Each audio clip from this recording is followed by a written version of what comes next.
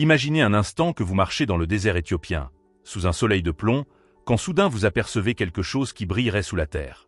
Ce que vous venez de découvrir va bouleverser à jamais notre compréhension de l'humanité. Nous sommes en 1974 et cette découverte extraordinaire porte un nom, Lucie.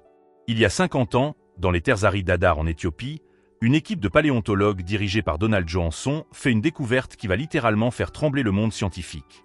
Après des semaines de fouilles intensives, ils mettent au jour les restes d'un squelette vieux de 3 200 000 ans. Mais ce n'est pas n'importe quel squelette. C'est le fossile d'hominidé le plus complet jamais trouvé à cette époque, représentant 40% d'un individu unique. Pourquoi Lucie fascine-t-elle autant? Parce qu'elle représente un chaînon manquant crucial entre nos ancêtres simiesques et les premiers membres de notre lignée humaine. Appartenant à l'espèce Australopithecus afarensis, Lucie a résolu l'un des plus grands mystères de l'évolution humaine. Qu'est-ce qui est apparu en premier, la bipédie ou l'augmentation de la taille du cerveau? La réponse était là, gravée dans ses os. Avec son cerveau de taille réduite, mais son anatomie parfaitement adaptée à la marche debout, Lucie a prouvé de manière irréfutable que nos ancêtres ont d'abord appris à marcher sur deux jambes, bien avant de développer nos capacités intellectuelles actuelles. Cette révélation a complètement transformé notre vision de l'évolution humaine. Mais qui était vraiment Lucie? Imaginez une jeune femelle mesurant 1,65 m, pesant environ 60 kg, soit la taille d'un enfant moderne de 6 ou 7 ans. Elle était probablement dans sa fin d'adolescence quand elle est morte, naviguant dans un monde infiniment plus dangereux que le nôtre. Son corps raconte une histoire fascinante d'adaptation. La forme de son bassin et de ses articulations du genou révèle qu'elle maîtrisait parfaitement la marche bipède, une compétence vitale pour survivre dans les savanes ouvertes de l'Afrique de l'Est. Pourtant, ses bras puissants et ses mains témoignent qu'elle n'avait pas complètement abandonné sa nature simiesque. Lucie était une acrobate accomplie, capable de grimper aux arbres avec une agilité remarquable, que ce soit pour chercher de la nourriture ou échapper aux prédateurs. Son régime alimentaire était d'une diversité surprenante. Analyse après analyse, les scientifiques ont découvert qu'elle consommait des herbes, des racines, des insectes et même de la viande quand l'occasion se présentait. Lucie était une opportuniste née, capable de s'adapter aux ressources disponibles dans un environnement hostile. Car hostile, il était vraiment. Lucie évoluait dans un monde peuplé de félins à dents de sabre, d'hyènes géantes et de crocodiles massifs. Pour survivre, elle vivait probablement en groupe de 15 à 20 individus, une stratégie de protection collective similaire à celle des chimpanzés modernes.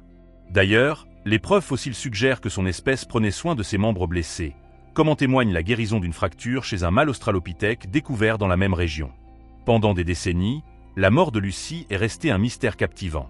Les premières théories pointaient vers une attaque de crocodile, une hypothèse basée sur une marque de dents découverte sur son bassin. Ces redoutables prédateurs, maîtres de l'embuscade, auraient facilement pu surprendre la petite Lucie près d'un point d'eau. Mais l'histoire ne s'arrête pas là. Grâce aux avancées technologiques révolutionnaires, notamment les scanners haute résolution et les reconstructions en 3 dimensions, une nouvelle vérité a émergé. Le paléoanthropologue John Kappelman et son équipe ont analysé minutieusement chaque fracture du squelette de Lucie, et leurs conclusions sont stupéfiantes. Les blessures ne correspondent pas à une attaque de prédateur.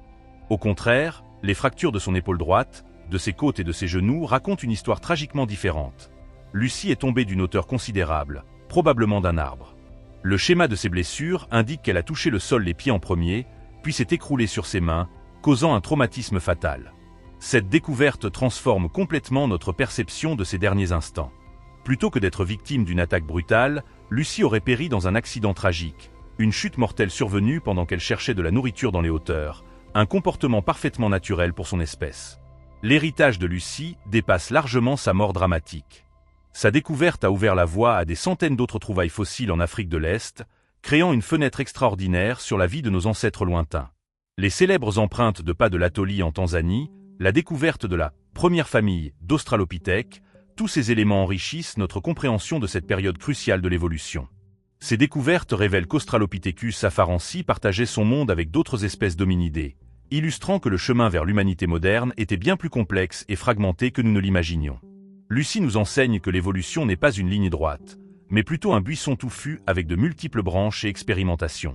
Aujourd'hui, 50 ans après sa découverte, Lucie continue de fasciner et d'instruire. Son squelette, précieusement conservé au Musée national d'Éthiopie à Addis-Abeba, inspire toujours les chercheurs du monde entier. Chaque nouvelle technologie nous permet d'extraire de nouveaux secrets de ses ossements, de la structure de ses articulations aux isotopes présents dans ses dents. Lucie n'est pas seulement un fossile, Elle est le symbole de notre quête perpétuelle pour comprendre nos origines. Elle nous rappelle que nous sommes tous les descendants d'une lignée extraordinaire qui a su s'adapter, évoluer et survivre contre toute attente.